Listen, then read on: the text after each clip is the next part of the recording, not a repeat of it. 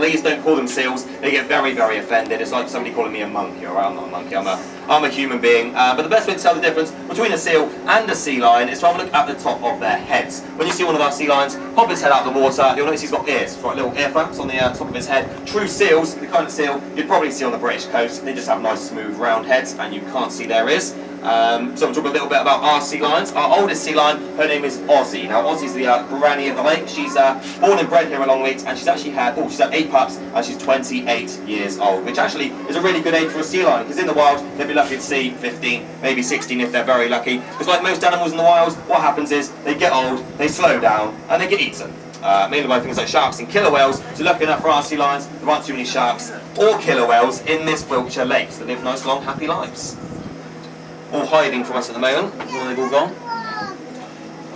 There we go, just the front of the boat.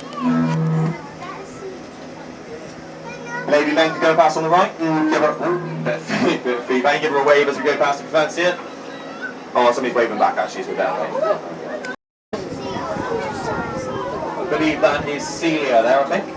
And Celia is actually one of our mummy sea lions. Celia and Jojo both had 2 baby boys about 7 weeks ago. So hopefully, when we get to the top end of the lake, you'll see both of our baby sea lions. But we'll catch up with the rest of the sea lions in a moment. Just keep your eyes on the right-hand side of the boat, just along the bank, and you're actually going to come face. Now look just to the front, on the right-hand side, there's rather large grey lumps sticking out of the water.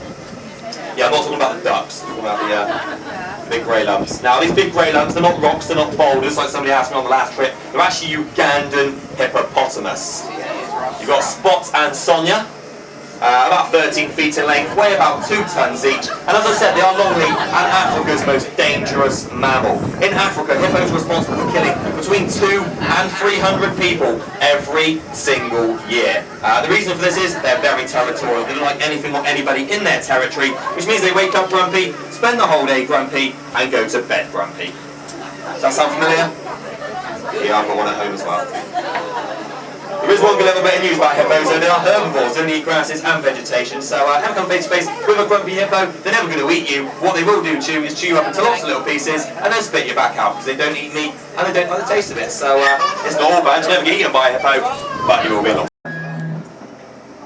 Okay, but as we come at the top, actually, have a look on the left-hand side. These are rather large white birds, just on the other side of the barrier. These are Tanzanian great white pelicans, one of the largest flying birds in the world. They've got a wingspan of anything up to 3 metres. They're absolutely massive birds. One thing a pelican is famous for is that large pouch which they have underneath their beak. Now, this pouch can actually hold up to 14 litres of water, which is 3 times as much as their stomach. So what they do, they scoop up all the water, all the fish, they filter the water out, and then eat the tasty fish which is left behind. The reason they're separate from our sea lions is actually a pelican is on the sea lions menu. They do enjoy a good old crunchy pelican from time to time, so we don't let them socialise with each other. But going back to the sea lions, I'm sure one sea lion you couldn't help but notice was Buster. Now Buster was the rather large chap making all the splashing and all the noise. Now Buster's 12 years old and he weighs 50 stone. He's an absolute monster. Not even fully grown yet, he's got a couple more pounds to pile on in the next couple of years. But Buster's the daddy of the lake. He's our big breeding bull, and he's actually in breeding mode at the moment. The breeding season has started for our sea lions, so you're quite lucky to see him actually, because normally Buster only becomes active at night, if you get what I mean. They're a night worker, yeah. Now just coming up on the left as well, you can see Jojo. Now Jojo is our tree climbing sea lion, so you just sat up on the fallen tree there. Now Jojo, she's actually showing you that she's a sea lion. Now sea lions actually have the ability to stand up on their front flippers and run around on the land. True seals, all they have to do is pretty much just flop around on their bellies. Now here's Buster again. Now that honking noise Buster makes during the breeding season, which has already started, Buster makes that noise for 40 days and 40 nights. So have we got any residents of the caravan site on the boat? Anybody? You were very, very lucky. About 2 o'clock this morning, they would have been woken up by that noise. That's also the reason I don't live on site, because he's a rather noisy chap. All that is, that's a bit of sea lion flirting. He's basically just shouting off, shouting his mouth off, showing off to all the girls. Let them know that he's around. There's Jojo, let's say hello as well.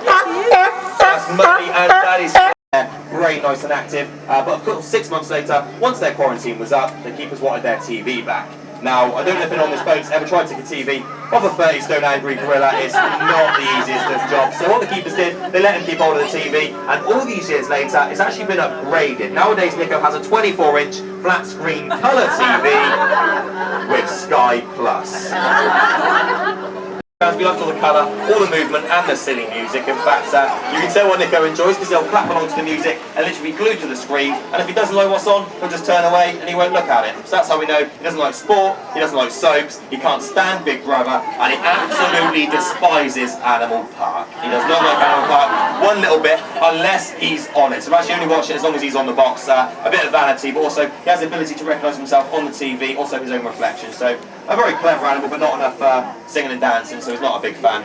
You may also wonder how he controls his TV set. We did actually make the mistake of giving him the remote control when he got his brand new set. He's actually clever enough to use it. The problem is Nico is about 8 times stronger than the average man, so very heavy-handed. That poor little remote control did not stand a chance. He smashed it into lots of little pieces, and it took 2 weeks to get all the buttons back broken with bits of banana. So, not because he's aggressive, just because he's a little bit heavy-handed. So nowadays, all set on timers. He has a little bit in the morning and a little bit before he goes to bed. Because if you left the TV on all day, you wouldn't see him. He wouldn't bother coming out. He'd be stuck indoors all day and become a couch potato gorilla in the end, I suppose. So,